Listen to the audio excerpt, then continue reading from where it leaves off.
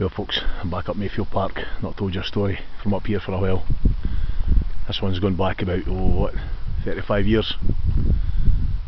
A story when this Mayfield Park was known as the Swing Park. Obvious reasons, of course. Used to be sets of swings here. Over to the left there was the wee swings. Right in front of me there was the wee swings, and behind me, where the Flying Fox is, was the big swings. And that is where the story I'm going to tell comes from. There's my phone going off again. How many times does that happen when I'm taking a video? Anyway, the story concerns a good friend of mine, Jim Wright. It was Jim that told me this story. I remember it vaguely from way back when. We used to come up playing the swings. The swings were built on tarmac. It wasn't old grass or any of that stuff you're looking at there. So when you fell, it was a sore one. What you used to do, you used to stand in the swings, force them up. They used to be called them forcing. You forced up, you jumped off, and you see if you could wrap the swings right round the pole at the top. So Jim was really good at this. Pretty agile was Jim. Got up, he'd swing in the swings, jump off, wrap it right round. 1, 2, 3, 4, 5. I think it went to about 10. If you could get it right round, that was you the champion. Jim was always a champion. Anyway, after he mastered that, there was another thing called getting a bronco. Don't know if any of you remember the bronco. That's when you actually sat in the swing, somebody stood on the swing, put their feet between their legs and forced you up. They forced you up, the higher they went, the more dangerous it got, obviously.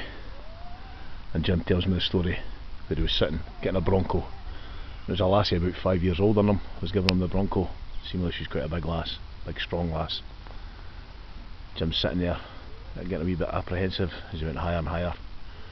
Of course she jumps off, forces Jim. Jim was just a slight lad at the time. He went right over the bar. Jim goes right over the bar. He's seen his life flash before him. He's hurtling towards the ground. Smacks his head off the curb. He's bleeding like a sheep. He's out. He comes to, he's unconscious. There's blood everywhere. He gets taken down to his bed. Put to bed, wrapped up big bandage, like some of the Taliban with this bandage around his head. His mother's asking him all the questions about the concussion. Jim, what's your name? So Jim's like, 5:15, mum. And you've got concussion, Jim. Jim's still in his bed. There's blood oozing out of the headwood. A day later, his mother's like that. Jim, what's your name? Fish and chips, mum. Jim, you're still not alright. Okay, a day later, he comes to, he's back in the land of the living. Of course, what does he do? Heads back up the swing park. You gotta remember, he's got this big Taliban bandage on his head, right? He comes back over to the swings here. What happens? He walks out in front of the swing.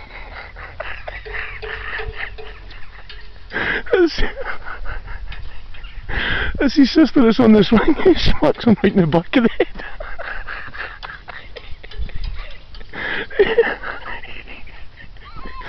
There's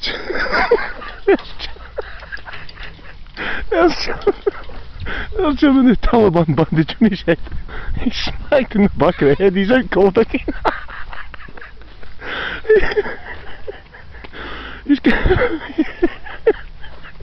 He's carried back to the house. He's carried back to the house.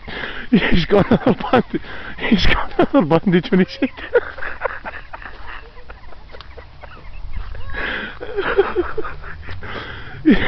He's got another bandage on. He's got the Taliban bandage on his head.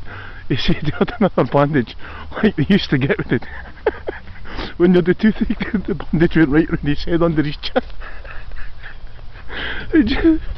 Jim was telling us a story. 2 days later, there was an army display show. He used to get them. He used to go around the towns trying to get you to join the army. And this was the middle of the summer, so we were all up there.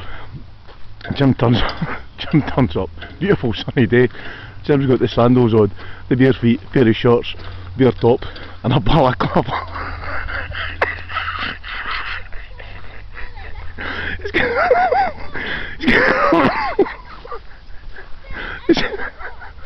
I was on the display to you, I don't know, maybe he's auditioning for trying to get into the SS, I don't know. He's got this balaclava.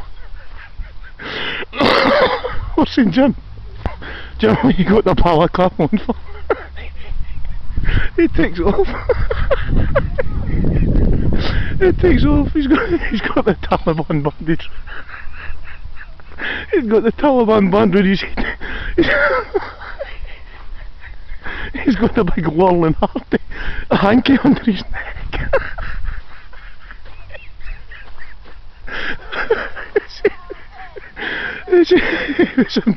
He was too embarrassed to show off his bandages. He put a balaclava on his head.